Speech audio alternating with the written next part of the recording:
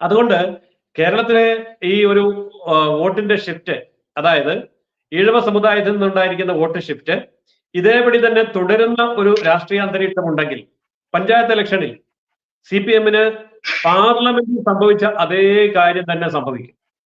അതിലേറ്റവും നല്ല ഒരു തെളിവാണ് ഇപ്പോൾ വയനാട് ഉരുൾപൊട്ടൽ ദുരന്തത്തിന്റെ ശേഷം പിണറായി വിജയൻ പുറപ്പെടുവിച്ച ഒരു അഭ്യർത്ഥനയുണ്ട്.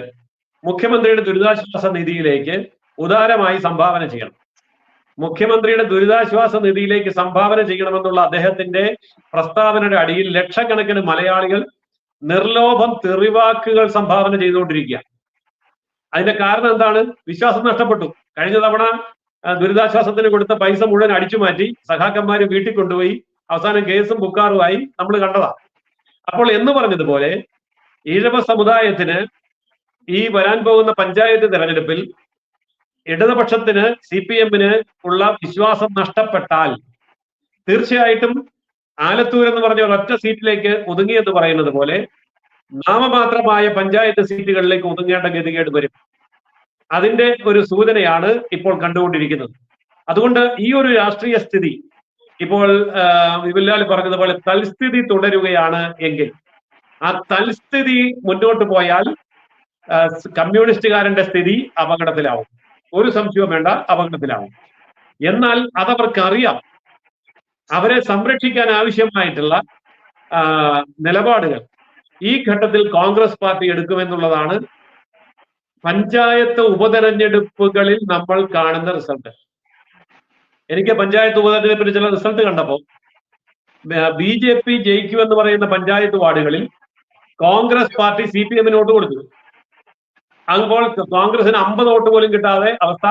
CPM വിജയിച്ചു, BJP തോറ്റു എന്ന് പറയും പോലെ വരാൻ പോകുന്ന പഞ്ചായത്ത് തെരഞ്ഞെടുപ്പിൽ കോൺഗ്രസ് പാർട്ടി CPM-ന് വോട്ട് കൊടുത്തുകൊണ്ട് BJP പ്രതിരോധിക്കുകയാണ് എങ്കിൽ മാത്രമേ CPM-ന് പിടിച്ചു നിൽക്കാൻ പറ്റുകയുള്ളൂ.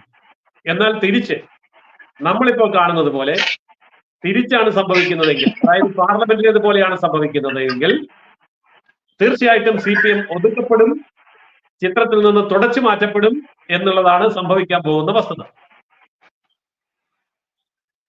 സാറിപ്പോ CPM എന്ന് പറയുന്ന രാഷ്ട്രീയ പ്രസ്ഥാനത്തെ സംബന്ധിച്ച് അവരൊരു തീരുമാനം എടുത്തു കഴിഞ്ഞാൽ അത് നടപ്പിലാക്കുന്ന സാഹചര്യം പലപ്പോഴായിട്ട് കേരളത്തിന്റെ മണ്ണിൽ ഉണ്ടായിട്ടുണ്ട്. അത് പല ഘട്ടങ്ങളിലായിട്ട്. ഇപ്പൊ BDJS-നെ മഹാരാഷ്ട്രയിലെ ശിവസേനയുമായിട്ട് ഉപമിച്ച അവരുടെ സംസ്ഥാന സെക്രട്ടറി കോടിയേരി ബാലകൃഷ്ണന്റെ ചരിത്രമൊക്കെ നമ്മുടെ മുന്നിലുണ്ട്. അപ്പോ BDJS BJP-യിലേക്കുള്ള ഒരു റിക്രൂട്ട്മെന്റ് ഏജൻസി ആയിട്ട് പ്രവർത്തിക്കുന്നു എന്നുള്ള രീതിയിലേക്കുള്ള ഒരു വിഷയം അത് ഇപ്പോ CPM-ന്റെ സംസ്ഥാന സെക്രട്ടറി ആയിട്ടുള്ള MV ഗോവിന്ദൻ പരസ്യമായിട്ട് പറഞ്ഞിരിക്കുകയാണ്. അങ്ങനെ ഒരു സാഹചര്യം യഥാർത്ഥത്തിൽ BDJS-നെ ഉപയോഗിച്ചുകൊണ്ട് കേരളത്തിൽ സംഘപരിവാർ അവരുടെ ലക്ഷ്യം അല്ലെങ്കിൽ BJP-യുടെ ലക്ഷ്യം നടപ്പിലാക്കാൻ വേണ്ടി ശ്രമിക്കുന്നുണ്ടോ? അത് തിരിച്ചാണ് സംഭവിച്ചത്, ഇങ്ങനെയല്ല, തിരിച്ചാണ്. അതായത് സംഘപരിവാർ കേരളത്തിൽ ശക്തമാകുന്നു. അഖിലേന്ത്യാ തലത്തിൽ അടുത്ത ഒരു അരനൂറ്റാണ്ട് കാലത്തേക്ക് BJP തന്നെ ഭരണത്തിൽ ഇരിക്കും എന്ന് ബോധ്യമായ കേരളത്തിലെ SNDP നേതൃത്വവും കേരളത്തിലെ ഈഴവ സമുദായത്തിലെ വിദ്യാഭ്യാസമുള്ള പുതിയ തലമുറയും തീർച്ചയായിട്ടും കമ്മ്യൂണിസ്റ്റ് അടിമത്തം അവസാനിപ്പിച്ചുകൊണ്ട് BJP-യോടൊപ്പം നിൽക്കണമെന്ന് ആഗ്രഹിച്ചു. അതിന്റെ നടപടിയെടുത്തു. അതനുസരിച്ച് വോട്ട് വന്നു. BDJS-ന് വോട്ട് വർദ്ധിച്ചിട്ടുണ്ട്. അതിന്റെ ഗുണങ്ങൾ ഈഴവ സമുദായത്തിന് ലഭിക്കും. അത് കേന്ദ്രത്തിന്റെ പിന്തുണയോടുകൂടി നേടിയെടുക്കണം എന്നുള്ള ലക്ഷ്യത്തോടു കൂടിയാണ് ഇന്ന് SNDP നേതൃത്വം പ്രവർത്തിക്കുന്നത്. അതുകൊണ്ട് റിക്രൂട്ടിംഗ് ഏജൻസിയുടെ ഒന്നും ആവശ്യമില്ല. അതായത് BJP-യിലേക്ക് ആളെ പിടിച്ചു കൊടുക്കേണ്ട കാര്യമൊന്നും BDJS-നില്ല, SNDP-ക്കും ഇല്ല. കാരണം SNDP-ക്ക് സ്വന്തമായി സംഘടനയുണ്ട്, നേതൃത്വമുണ്ട്, തലയെടുപ്പുണ്ട്, ആർജവമുണ്ട്, ധൈര്യമുണ്ട്, എല്ലാം ഉണ്ട്. പിന്നെ എന്തിനാണ് BJP-യുടെ പുറകെ നടക്കേണ്ടത്? BJP-യുടെ പുറകെയല്ല നടക്കുന്നത്. ഈഴവ സമുദായം BJP-യുടെ തോളിൽ കൈയിട്ടുകൊണ്ട് ഒപ്പത്തിനൊപ്പമാണ് നടക്കുന്നത്. ആ മുന്നേറ്റം കാണുമ്പോൾ കേരളം വിറയ്ക്കുകയാണ്. പ്രത്യേകിച്ച് കമ്മ്യൂണിസ്റ്റ് പ്രസ്ഥാനം ഞെട്ടുകയാണ്.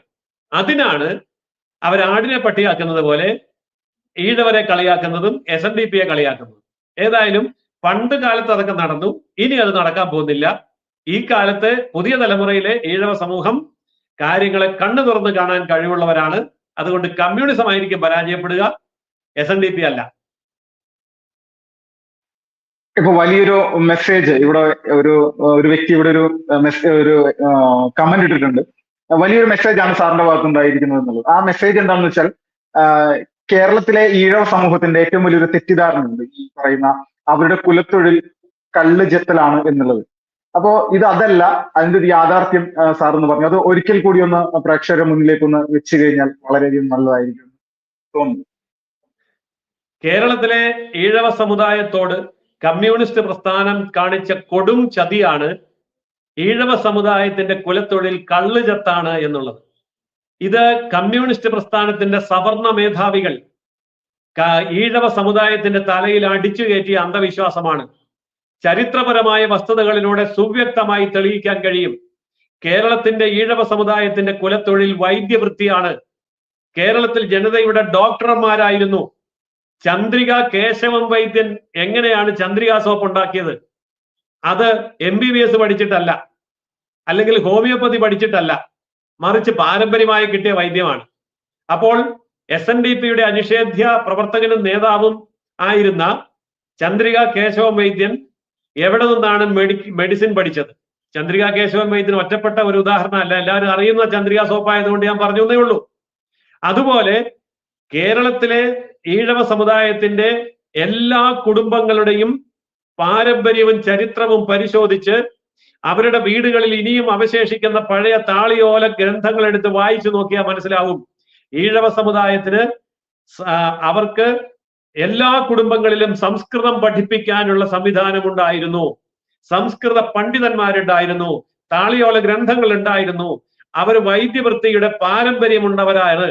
ആ വൈദ്യവൃത്തിയുടെ പാരമ്പര്യം ഇവിടുത്തെ ബ്രാഹ്മണർക്കില്ല. ഇന്ന് നമ്മൾ കാണുന്ന പല ആൾക്കാർക്കും വൈദ്യവൃത്തിയുടെ പാരമ്പര്യം ഇല്ല. വൈദ്യവൃത്തിയുടെ പാരമ്പര്യമുള്ള ഒരേ ഒരു സമുദായം അത് കേരളത്തിൽ ഈഴവ സമുദായമാണ്.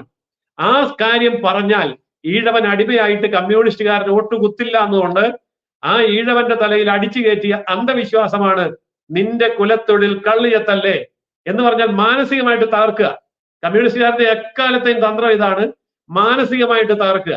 അപ്പൊ ഈഴവ സമുദായത്തിനെ മാനസികമായി തകർത്ത് അടിമകളാക്കി കൂട്ട നിർത്തി പോസ്റ്റർ ഒട്ടിക്കാനും മുദ്രാവാക്യം വിളിക്കാനും തല്ലാനും കൊല്ലാനും മരിക്കാനും മാത്രം ഉപയോഗിച്ച തന്ത്രമാണ് കള്ളുചത്താണ് ഈഴവ സമുദായത്തിന്റെ കുലത്തൊഴിൽ എന്ന് പറഞ്ഞത്.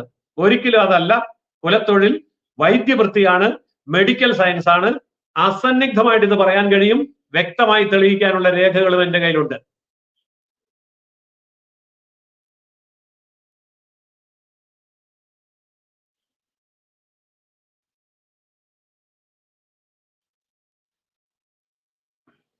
SNDPയുടെ സംസ്ഥാന ജനറൽ സെക്രട്ടറി ആയിട്ടുള്ള വെള്ളാപ്പള്ളി നടേശൻ ഒരു കാര്യം പ്രധാനമായിട്ട് ഈ പാർലമെന്റ് ഇലക്ഷന് ശേഷം പറഞ്ഞിരുന്നു. BJPയുടെ തെരഞ്ഞെടുപ്പ് വിജയത്തിന് അല്ലെങ്കിൽ അതോടൊപ്പം തന്നെ വോട്ടിംഗ് ശതമാനത്തിന്റെ വർധനയില്ലല്ലോ. ആള് പറഞ്ഞൊരു കാര്യം, ഇവിടെ ഇടതുപക്ഷവും വലതുപക്ഷവും കേരളത്തിൽ നടത്തുന്ന ന്യൂനപക്ഷ പ്രീണനത്തിന്റെ വലിയ ഒരു തിരിച്ചടിയാണ് BJPക്ക് ഇത്രയും വലിയൊരു വോട്ടിംഗ് ശതമാനം, ഏകദേശം 20% ഒരു വോട്ട് കേരളത്തിൽ ലഭിച്ചത് ചരിത്രത്തിലാദ്യമായിട്ട്. തൽസ്ഥിതി തുടർന്നു കഴിഞ്ഞാൽ വരാനിരിക്കുന്ന തെരഞ്ഞെടുപ്പിൽ BJP ഇതിലും വലിയൊരു മാറ്റം ഉണ്ടാക്കുന്നു. ഇത് വെള്ളാപ്പള്ളി നടേശന്റെ ഈ ഒരു പ്രസ്താവന യഥാർത്ഥത്തിൽ യാഥാർത്ഥ്യം തന്നെയല്ല? വെള്ളാപ്പള്ളി നടേശന്റെ പ്രസ്താവന കണക്കുകളുടെ അടിസ്ഥാനത്തിൽ വ്യക്തമായി തെളിയിക്കാൻ പറ്റും. അതായത് ഈഴവ സമുദായം OBC-യാണ്, എന്നാൽ മുസ്ലിം സമുദായവും OBC-യാണ്.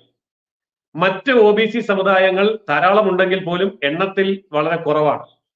എന്നാൽ കഴിഞ്ഞ ദിവസം മാധ്യമ പ്രവർത്തകനായിട്ടുള്ള ഏത് മാധ്യമത്തിലെത് ഞാൻ പറയുന്നില്ല, നിങ്ങളെല്ലാം അറിയുന്നത്, നമ്മളെല്ലാം അറിയുന്നത്, മാധ്യമ പ്രവർത്തകനായിട്ടുള്ള ഒരാൾ എന്നോട് സംസാരിച്ചു.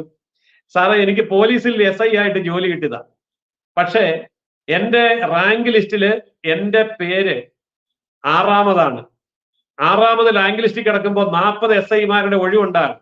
എനിക്ക് കിട്ടുമല്ലോ എന്ന് പറഞ്ഞ് ഞാൻ 5 കൊല്ലം കാത്തിരുന്നു. 6-ാമത്തെ കൊല്ലം ആയപ്പം 16-ാമത് കിടന്നയാള് SI ആയി, 6-ാമത് കിടന്നയാള് ഞാൻ ഔട്ടായി. അപ്പൊ ഞാൻ OBC-യാണ്, പക്ഷേ വേറൊരു OBC-ക്കാണ് ഇത് കിട്ടിയത്.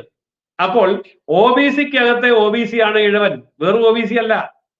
അതായത് OBC വിഭാഗം എടുത്തു വെച്ച് കഴിയുമ്പോൾ OBC മുസ്ലിം ഉണ്ട്, OBC മറ്റുള്ളവരുണ്ട്. ഇവർക്കെല്ലാം കൊടുത്തു കഴിഞ്ഞ് മിച്ചം ഉണ്ടെങ്കിൽ മാത്രം കിട്ടുന്ന OBC-യാണ് ഈഴവൻ. ഈ കാര്യങ്ങൾ ഈഴവർ മനസ്സിലാക്കാത്തിടത്തോളം കാലം OBC-യാണ് കിട്ടും എന്ന് കരുതിയിരിക്കും. അത്രേ ഉള്ളൂ. അപ്പോൾ ആ OBC സംവരണം ഈഴവന് ഗുണം ചെയ്യുന്നില്ല. അതുകൊണ്ടാണ് ഇന്ന് പുതിയ തലമുറയിലെ ഈഴവ യുവാക്കളും യുവതികളും ബിസിനസ്സിലേക്ക്, ഇൻഡസ്ട്രിയിലേക്ക്, വിദേശ രാജ്യങ്ങളിലേക്ക്, മറ്റു മേഖലകളിലേക്ക് കടന്നു പോകുന്നത്. എന്നാൽ ഈ വസ്തുതകളെ കൃത്യമായി സമുദായത്തിന്റെ മുമ്പിൽ അവതരിപ്പിച്ചുകൊണ്ട് ജീവിത വിജയത്തിന്റെ മറ്റു മേഖലകളിലേക്ക് കടത്തിക്കൊണ്ടു പോകാൻ SNDP നേതൃത്വത്തിന് സാധിക്കുന്നുണ്ട്.